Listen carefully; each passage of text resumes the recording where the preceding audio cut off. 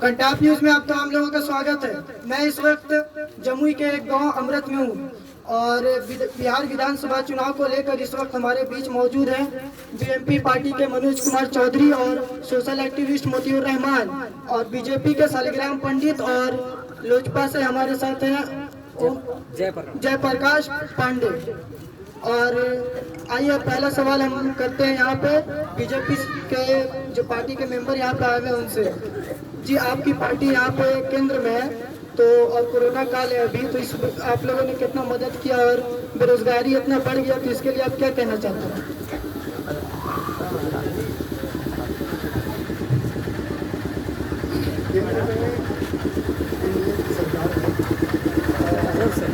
सरकार ने जो लोगों की मदद के लिए बहुत से काम किए हैं। कोरोना काल में जो लोगों को गरीबों को डल्ला दिए हैं, पैसा दिए हैं, किसानों को जो है मतलब कि हर तरह का मदद किए हैं और फंड दिए हैं। इस तरह का सरकार की योजना है और सरकार की योजना चल रही है अभी तक, नवंबर तक चलेगी, गरीबों को अनाज मिलेगा। इस तरह की बेरोजगारी इतना बढ़ गया, इसके बारे में आपको क्या कहना है? बेरोजगारी जो बढ़ी है तो ऐसा नहीं है कि बेरोजगारी बहुत बढ़ गई है। बेरोजगारी तो हो गई अभी कोरोना काल में बेरोजगारी का भी क्या पूछते हैं। शिक्षा का जो चल रहा है माहौल सरकार का, तो सरकार शिक्षा पर बहुत ध्यान दे रही है और रोजगार बढ़ेगी। इससे पहले भी तो बहुत बेरोजगारी रह चुकी है। आप ही की सरकार है, एनडीए की सरकार या नीतीश कुमार और नरेंद्र मोदी जो अलायंस की गई है, और बहुत सारी फैक्ट्री भी यहाँ बंद है, उसके लेकर आप क्या कहना चाहते हैं? यहाँ जो है एनडीए की सरकार बिहार में है, उसमें 3-4 दल मिलाकर के एनडीए की सरकार है। बेरोजगारी की बात कर रहे हैं बिहार में, तो पहले से ही चला आ रहा है बेरोजगारी। और शिक्षा के नाम पर बिहार सरकार ने जो शिक्षा की नीति को आगे बढ़ाया है, उसमें बहुत कल्याणकारी योजना बनाया है।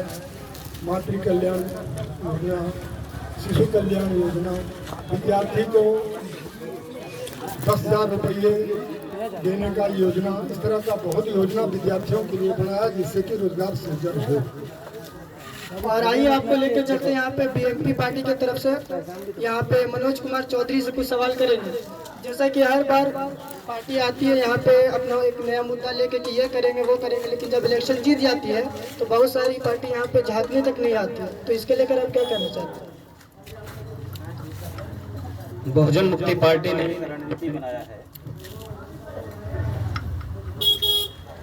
बहुजन मुक्ति पार्टी ने एक रणनीति बनाया है कि बहुत सारी जुमलेबाजी हो चुकी है। पूरे देश में मात्र जुमलेबाजी हुई है। इसको दुरुस्त करने के लिए भारत की राजनीति में जो विपक्ष खत्म हो चुका है, आज विपक्ष भारत में दिखाई नहीं देता। अगर आरएसएस और भारतीय जनता पार्टी अगर ये प्लान बनाती है कि राम मंदिर के मुद्दे को अगर टेक ओवर करती है, तो सारी की सारी विपक्ष पार्टियां अगर इस मुद्दे को समर्थन करती है, इसका मतलब विपक्ष मृत हो चुका है। जो विपक्ष खत्म हो चुका है उसे पुनर्जीवित करने का काम हम लोग बहुजन मुक्ति पार्टी के बैनर तले करना चाहते हैं। और जो झूठे वादे होते हैं, मौखिक वादे होते हैं, उससे क्या होता है कि कोई भी कल्याण का काम नहीं हो सकता है। जैसे आदरणीय नरेंद्र मोदी जी ने एक वादा किया, हम 15 लाख अकाउंट में डालेंगे, और बाद में उनके राष्ट्रीय अध्यक्ष कहते हैं ये जुमला था, एक जुमला। तो जुमले की बात करते हैं, इसलिए हम लोगों ने प्लान बनाया। अब ऐसे नहीं, जनता के बीच में हम सच और क्या है और गलत क्या है ये बताएंगे और स्टाम्प पेपर पर लिख के देंगे हम क्या करेंगे जीतने के बाद। और ये भी कहते हैं बहुजन मुक्ति पार्टी के लोग कि अगर हमारा कोई नकल करता है तो भारत की उसकी राजनीति चमक सकती है, लेकिन नकल करेगा तो इस देश में समता, स्वतंत्रता, बंधुत्व और न्याय स्थापित हो जाएगा और समस्त मजलूमों को हक और अधिकार मिल जाएगा, मसावात कायम हो जाएगा अगर नकल करते हैं तो। और नकल करने के बाद अगर नहीं करते हैं तो उसी दिए हुए स्टाम्प के आधार पे उनके ऊपर FIR लॉन्च किया जाएगा। आज नरेंद्र मोदी अगर एफिडेविट दिए होते, लिख के दिए होते स्टाम्प पेपर पे, रिटर्न दस्तावेज होता, आज हम लोग सुप्रीम कोर्ट में 420 का मुकदमा कायम करते हुए जेल के सलाखों के पीछे होता, इस देश का प्रधानमंत्री नहीं बनता। बहुत हो गई जुमले की बातें, जुमले से काम चलने वाला नहीं है। साथियों, मैं अभी कह रहा हूं बेरोजगारी की बात हो रही ना, अभी रोजगार की बात है। रोजगार दे रहे हैं, लेकिन दे कहां रहे? अभी देख रहे हैं तो इसी वर्षों के दिन में एक कानून पास हुआ, लेबर लॉ में संशोधन कर दिया गया 3। अभी तक मजदूर मात्र 8 घंटे काम करता था, अभी भारतीय जनता पार्टी ने कहा है 12 घंटे मजदूर काम करेगा। और 63,000 करोड़ रुपया पूंजीपतियों का टैक्स माफ कर दिया। ये है दोहरे चरित्र की राजनीति, इसको हम खत्म करने के लिए आए हैं। और ऐसा नहीं कि जैसे माननीय पप्पू यादव जी भी वो तो चलाएंगे एक अलग पार्टी, उनकी मैडम मुहतरमा कहाँ रहेंगी? वो कांग्रेस में रहेंगे। ऐसा भी नहीं करेंगे कि सुशासन बाबू कहेंगे कि शराबबंदी हो गई, लेकिन आप डेली का पेपर उठा के देखोगे तो शराब कैसे पकड़े जा रहे हैं। इसलिए जो बात कही जा रही है वो अमल में नहीं लाई जा रही है। हम लोग विपक्ष की भूमिका में आएंगे। एक भी सीट अगर बहुजन मुक्ति पार्टी की आप लोगों ने जिता के भेज दिया तो ये मैं चैलेंज करता हूं, और जिसको भी प्रत्याशी बनाते हैं उसको भी स्टाम्प पेपर पे ब्लैंक स्टाम्प पेपर पे लिखते हैं कि आप जीतने के बाद करोगे, और नहीं करते हैं तो हम लोग बाहर पिटाई करेंगे। हम अपने प्रत्याशी की भी पिटाई करना जानते हैं, दुरुस्त करना जानते हैं। इसलिए साथियों, मेरा इतना ही कहना है कि जुमलेबाजी पर नहीं जाना है। आप लिखित में एविडेंस लेके ही चुनाव मैदान में उतरेंगे, हम लोग जवाब देने के लिए तैयार हैं। धन्यवाद। जैसा कि मनोज कुमार चौधरी ने कहा कि स्टाम्प पेपर पे उनकी पार्टी लिख कर देगी कि क्या मुद्दा रहेगा और वो कितना काम करेगी, तो इसके बारे में आपका क्या कहना है? ये लोग स्टाम्प पेपर लिख के देने की बात करते हैं, क्या वो किस हद तक सही है? वो तो उनकी दिल की बात है, क्या लिख के देंगे और क्या लिख के नहीं देंगे, ये तो उनकी दिल की बात है। रही बात भाजपा की, जो भाजपा की नीति है, सबका साथ सबका विकास, सबको हम साथ लेकर के चलेंगे और सबका विकास करेंगे, ना ही किसी व्यक्ति विशेष का विकास करेंगे तो समाज का विकास करेंगे। जैसा कि शालिग्राम पंडित जी ने यहाँ पे कहा है कि वो विकास करेंगे सबका, और सबके साथ रहेंगे और सबका विकास करेंगे, जो कि बीजेपी का मेन मैनिफेस्टो में मुद्दा रहा। और आइए यहाँ पे मिलते हैं सोशल एक्टिविस्ट मोतीउर रहमान से। जी, आपका कोई सवाल है मेरे से? सवाल तो बहुत सारे हैं, लेकिन सबसे पहले मैं मनोज जी का स्वागत करता हूं। ये नई पार्टी लेकर के आए हैं, हालांकि बहुजन मुक्ति पार्टी से हैं और पहले भी ये आ चुके हैं, लेकिन शायद हम लोग नहीं जानते हैं। हम इनका फिर भी स्वागत करते हैं पूरे गांव की तरफ से। इनसे हम सवाल बाद में लेंगे। पहला हमारा सवाल जो है वो हमारी जो केंद्र में सरकार है बीजेपी, और बिहार में भी जो सरकार है बीजेपी और संयोजक दल के साथ में जो हमारी पार्टी है जेडीयू की, तो बहुत सारे मुद्दे हैं हमारे लिए बोलने के लिए। और जैसा कि हमारे भाई ने हमारा आधा सवाल तो इन्होंने कह दिया कि हमें हर चीज लिखित में चाहिए, लेकिन ये पहले जमाने की बात थी, 2015 की बात थी, अभी ये 2020 है। तो हमें जरूर आपका मैनिफेस्टो चाहिए, और हर पार्टी से हमें मैनिफेस्टो चाहिए आपका हमारे एरिया के लिए, कि आने वाले 5 साल में आप जीतने के बाद हमारे लिए क्या करेंगे, हमारे एरिया के लिए क्या करेंगे। लेकिन फिर भी ये हमारा मेन मुद्दा नहीं है। हमारा मुद्दा ये है कि रोटी, कपड़ा और मकान जिस तरह से होता है, तो इन सब चीजों के लिए चाहिए रोजगार।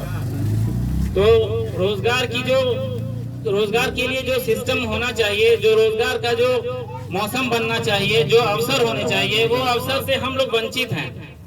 वो अवसर कहाँ है, मैं ये पूछना चाहता हूँ। हमारे बीजेपी और जेडीयू के जो लोजपा के जो हमारे पार्टी के यहाँ पर हमारे आदरणीय हैं, मैं उनको प्रणाम करता हूँ, वो हमारे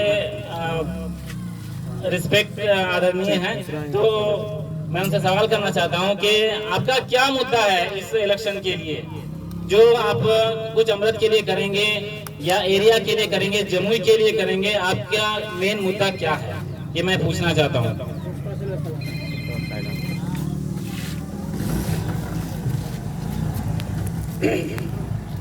मेरा कहना है कि एनडीए का घटक दल लोजपा है।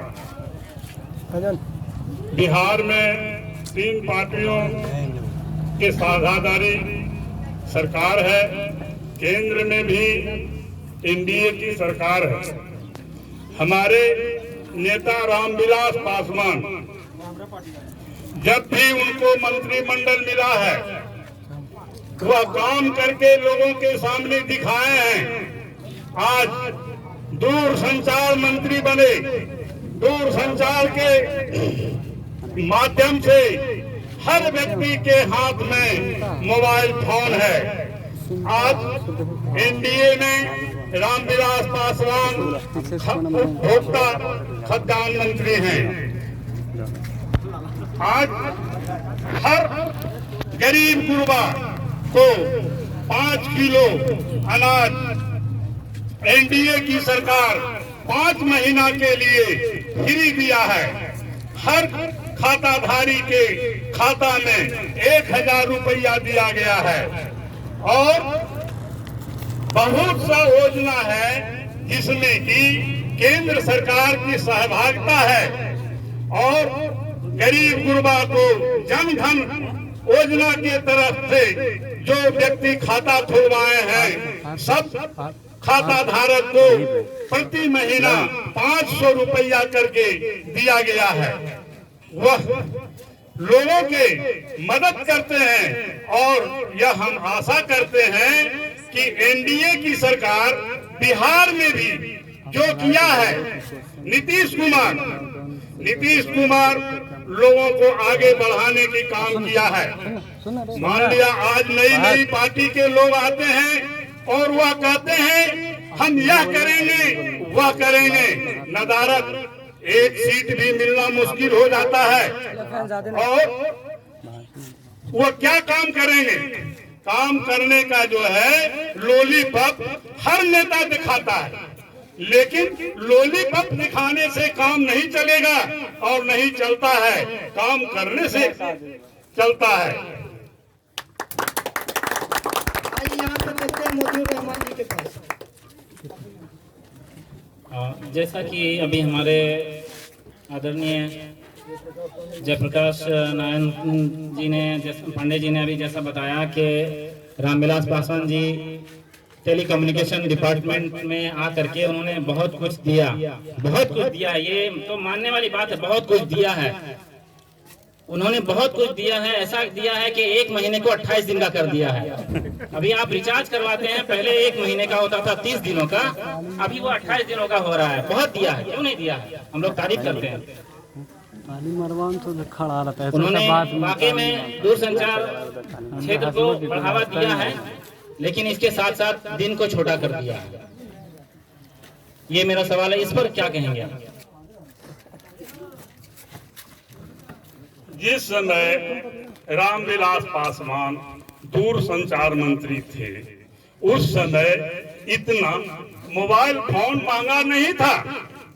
वो मंत्री थे, अपने कार्यकाल में वो काम किए और आज जितना भी मोबाइल कंपनियां हैं वो कंपनी अपना रेट बढ़ाता है, उस पर भी वो ध्यान देंगे और पैसा कम करने का काम करेंगे, अवश्य करेंगे।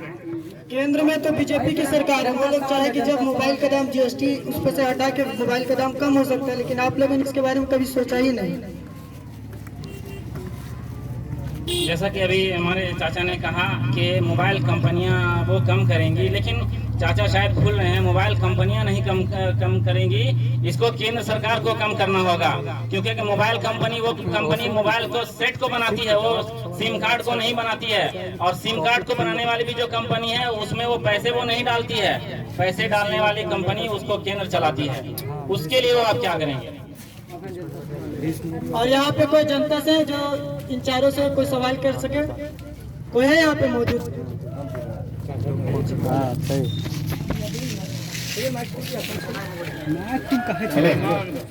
मैं भाजपा और लोजपा के से ज़्यादा सवाल करूँगा तुम सरकार में हो, फिर से इसलिए कि छोड़ दीजिए मैं मनमोहन सिंह के राज में जीडीपी 10 था, अभी -24 कैसे हो गया? और 15 करोड़ लोग बेरोजगार हिंदुस्तान में हुए हैं, उसके लिए सरकार क्या कर रही है? सिर्फ सीट से मतलब क्या है? कुर्सी चाहिए, इसलिए इसके लिए क्या कर रहे हैं? और हमारे नए पार्टी जो खड़े हुए हैं उनके कौन प्रत्याशी हैं, उनका क्या छाप है, और उनको भी मौका दिया जाए। आवाम से मैं कहता हूं, मैं भी एक आम जनता की तरह हूं, नए पार्टी को भी मौका दिया जाए। तो मैं इनसे सवाल इसलिए कर रहा हूं कि हालात देश में बदतर से बदतर, ये कोई नहीं पूछेगा, ये हिटलर शाही चल रही है।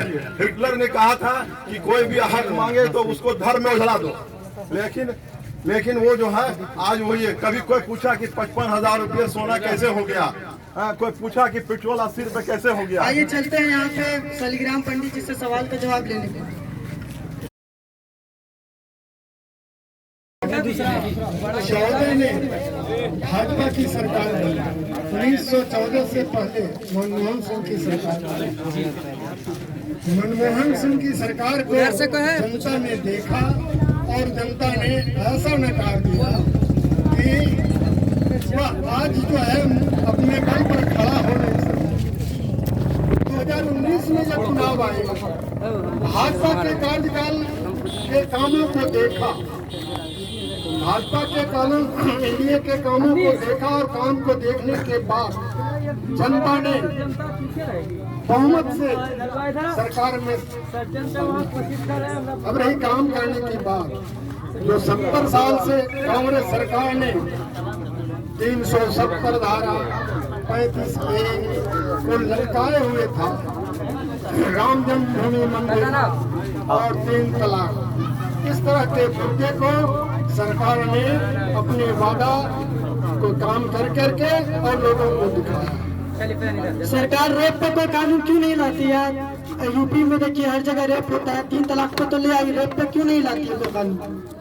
रेप पर तो पहले से ही कानून बना हुआ है और कड़ी से कड़ी कानून बनने भी जा रहा है। यहाँ पे 6 महीना 2 साल लग जाता है, किसी को सजा भी नहीं होता। अभी हाल फिलहाल में एक हुआ तो उसको 10 साल लग गया। इस तरीके से कोई ऐसा कानून क्यों नहीं आता है? चाइना में देखिए, सऊदी में देखिए, हर जगह देखिए 10 दिन के अंदर, 1 हफ्ता के अंदर, 24 घंटे के अंदर सरकार वहाँ की एक्शन ले लेती है। गुरु की सरकार गुड़िया था, गुरु की सरकार के हाथ में गुड़िया था तो उसको दबा देते देते बहुत दिन में सुधरेगा। इसलिए ये भी तो 6 साल हुआ है, 6 साल में इतना सुधार हुआ है और अभी 2024 तक बहुत सुधार होगा। आइए यहाँ पे चलते हैं मनोज कुमार चौधरी से, जो बीएमपी पार्टी की तरफ से। हल्के बोलो अभी सर ने कहा कि हमारी पार्टी ने 3 तलाक के मुद्दे पे और 370 के मुद्दे पे आवाज उठाई। तो जिस समुदाय में बिगैर 3 तलाक के ही महिलाओं को छोड़ दिया जाता है, उनके लिए कौन सा कानून बना? उनको इसकी ज्यादा चिंता थी। हम भी लॉ के स्टूडेंट हैं, मुझे मालूम है कि 3 तलाक तलाक तलाक तलाक कहने पे नहीं होता है, सिफा होता है, मेहर होता है, तलाक देने की एक परंपरा है। तो ये धार्मिक मुद्दों में उलझाए रखने की योजना है। और बलात्कार पे भी कोई कानून की बात है, कानून है, लेकिन किसके लिए है? कुलदीप सेंगर अगर भारतीय जनता पार्टी का विधायक है तो उसके लिए कानून नहीं है, उसके लिए YZ+ की सुरक्षा नहीं है किसके लिए? कंगना राणावत के लिए है, सुरक्षा उनके लिए है। अब रही बात विकास की बात, 6 साल की बात कर रहे हैं कि 6 साल से ज्यादा हो जाएगा, 5 साल तो बीत गए, अब इसके बाद कह रहे अब सुधार होगा। तो सुधार के लिए कानून में ज्यादा समय नहीं लगता है। और जमुई में ये सामंतशाही जो चल रही है, राजा राम राधे श्याम का जो नारा चल रहा है, ये दोनों को परास्त कर देना। आप बीच का रास्ता दीजिए। तो आप लोगों को एक करना होगा। और बाकी रही बात अभी जीएसटी में, जीएसटी के लिए बात करें मोबाइल में, एक मिनट, तो जीएसटी के मोबाइल के लिए संदर्भ में कहा, तो जीएसटी जिस पे लगाने की योजना थी 65,000 करोड़ रुपए जीएसटी में घोटाला होगा। तो सरकार घोटाले की, घोटालेबाजों ने पहले ओपन नहीं होता था, घोटाला ऊपर से होता था, अभी क्या है नीचे से नहीं, बल्कि अब क्या है खुलेआम डकैती चल रही है। लाखों करोड़ों रुपए से नीचे तो कोई, हजारों करोड़ रुपए से नीचे कोई घोटाला ही नहीं। ये हो, इस पे दुरुस्त करना चाहिए। और यहाँ पे कोई है नौजवान या कोई ऐसे जो सवाल कर सके? यहाँ ये पूरे देश में अमन चैन से, शांति से एक साथ पूरे देश के लोग निवास करते हैं, चाहे मुसलमान हो, चाहे हिंदू हो, चाहे सिख हो, ईसाई हो, बौद्ध। तो इस देश में ये नई कानून लाने की क्या जरूरत पड़ गई? मैं आप बीजेपी के प्रतिनिधि से पूछ रहा हूँ कि एनआरसी, सीए, एनपीआर ला करके इस देश के जो बहुत बड़ी माइनॉरिटीज है, शेड्यूल कास्ट, शेड्यूल ट्राइब के लोग हैं, उनकी नागरिकता को समाप्त करने का षड्यंत्र चल रहा है पूरे देश भर में। इसकी क्या जरूरत पड़ गई? एनपीआर की जो बात कर रहे हैं, तो एनपीआर लोगों के लिए है जो अभी विदेशी नागरिक हैं। हमारे देश में हैं सारे लोग, उनकी नागरिकता कहाँ जा रही है? ये तो लोग, विरोधी लोग अफवाह उड़ा रहे हैं कि एनआरसी लगा करके हमारी नागरिकता समाप्त की जा रही है। ऐसे सरकार की कोई योजना नहीं है कि हमारे देश के नागरिक को उनको बेदखल कर दिया जाए। हाँ, विदेशी जो आए हैं हमारे देश में, उनको निकाला जाएगा और निकाल के रहेगी भाजपा सरकार। इधर फैजान, जैसा कि अभी हमारे भाई ने कहा, एनसीआर का मामला, हालांकि ये डिबेट जो था वो बेरोजगार के मुद्दे पर था, लेकिन बात बढ़ते बढ़ते आ गई एनआरसी पर, और भाई ने उठाया बात एनआरसी पर और चाचा ने जवाब दे दिया एनपीआर पर। मैं सब बातों का एक बात करना चाहता हूँ कि वोटिंग आईडी कार्ड किसने इशू किया, आधार कार्ड किसने इशू किया, पैन कार्ड किसने इशू किया? किसी के घर से बना है या गवर्नमेंट ने बनाया है?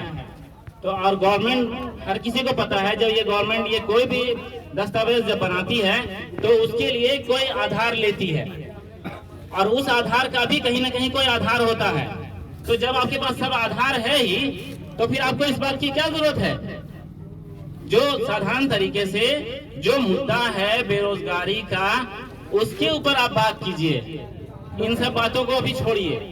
युवा ने यहाँ लो, जनता का सवाल है। यहाँ पे जनता में से कौन है? अन्य मेरा सवाल है, जो सेंट्रल में पार्टी है और जो इस प्रदेश के मुखिया हैं, उनके पार्टी के स्पोक्स पर्सन से सवाल है मेरा ये कि बिहार में भी अनएम्प्लॉयमेंट ज़्यादा है और देश में अभी लमसम 1,89 लाख अनएम्प्लॉयमेंट हुआ है इस कोविड-19 के पैंडेमिक में। तो इसके लिए क्या आप लोग बनाए हैं गाइडलाइन, ये जानना चाहते हैं। कोविड में जो बेरोजगार या प्रवासी मजदूर हैं, उनके लिए कानून बना करके और काम देने का काम कर रही है सरकार, ऐसी कोई बात नहीं है।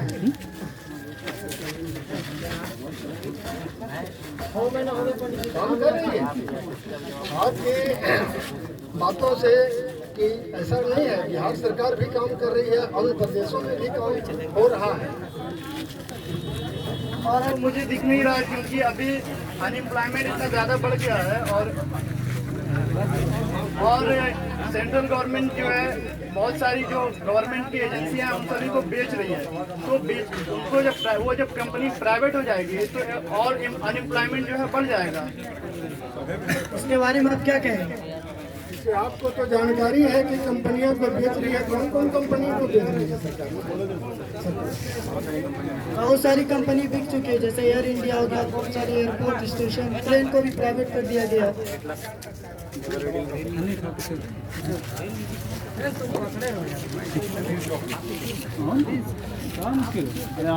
कंपनियां तो बहुत सारी बेची गई, मेरे पास सारा एक रिकॉर्ड और ये बताया गया कि बहुत सारी कंपनियां घाटे में चल रही है इसलिए बेचा जा रहा है। तो लाल किला तक बेच दिया जहां से भाषण देने का काम करता था। जब जहां पे प्रधानमंत्री बनने के बाद एक व्यक्ति होता है, चुनाव होने के बाद प्रधानमंत्री बन सकता है, वहां से जो भाषण देता था, संबोधन करता था, वो लाल किले तक को अडानी को गिफ्ट में दे दिया। और एक सवाल हम ये भी करना चाहते हैं, जो यहाँ पे अभी विधायक है, मौजूदा विधायक, क्या वो अभी तक यहाँ पे कोई ऐसा डेवलपमेंट किए हैं जमुई विधानसभा में या आपके आसपास कोई एरिया में?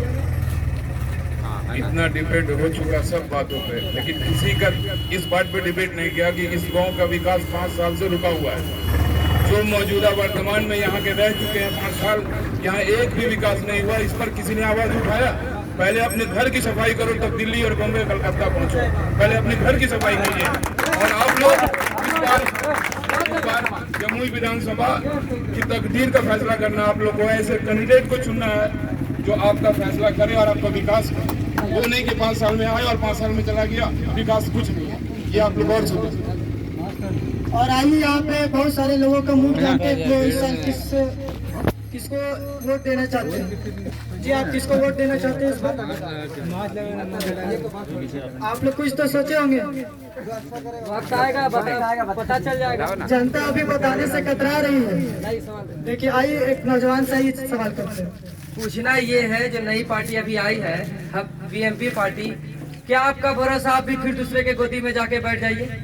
हमने बहुत से पार्टी को देखे और गए, और आपको अमृत कैसे याद आ गया अभी, ये पूछना चाहते हैं। 5 साल से सरकार है तो कहाँ थे उतना दिन? अमृत उतना दिन से पहले याद नहीं आया, और याद आया तो ठीक है, इलेक्शन के वक्त कैसे याद आया? और हम आप पे कैसे भरोसा करें? आप बोले मैनिफेस्टो लेंगे, आप मैनिफेस्टो देंगे, आप देंगे लिखित कि हम दूसरे गोदी में नहीं बैठेंगे, आप देंगे लिखित कि हम दूसरे गोदी में नहीं बैठेंगे, आप देंगे लिखित कि हम दूसरे गोदी में नहीं बैठेंगे। बताइए।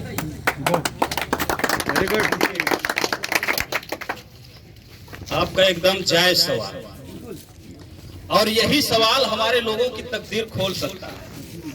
हम अभी तक सोशल वर्क का काम करते थे। एक हमारा बहुत ही पुराना एक ऑर्गेनाइजेशन, अमृत में क्या किया? बहुजन क्रांति मोर्चा नाम का एक संगठन है, और ऑल इंडिया में चाहे CNRC के मुद्दे पे पूरे भारत बंद करने का काम किया था। 29 जनवरी को हम लोगों ने भारत बंद किया, 5 मार्च को हमने भारत बंद किया, बेरोजगारी के मुद्दे पे भारत बंद किया, और त्रिअक्षरी आरक्षण के मुद्दे पे भी भारत बंद करने का काम किया। इसलिए हम ये स्ट्रगल कर रहे हैं।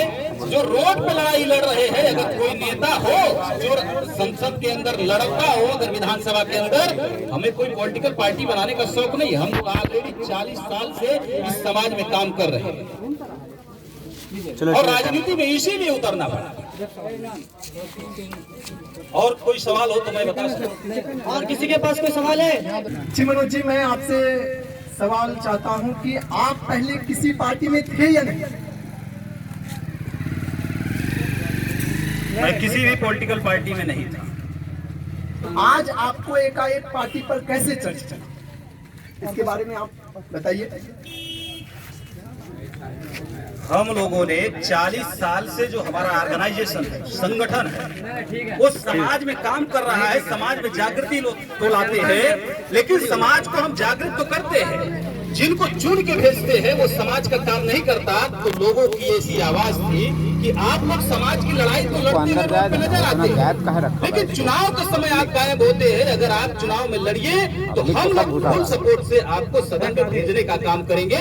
ये हमारा ऑर्गेनाइजेशन जो 40 साल में समाज को तैयार किया हुआ है, ये समाज के द्वारा ये आवाज आई, इसलिए हम लोगों ने सोचा अब पॉलिटिकल पार्टी में भी हम दखलंदाजी करेंगे, हमारा दल भी होना चाहिए, इसलिए ऐसा कर रहे हैं। और कोई है जो यहाँ पे सवाल करना चाहते हैं?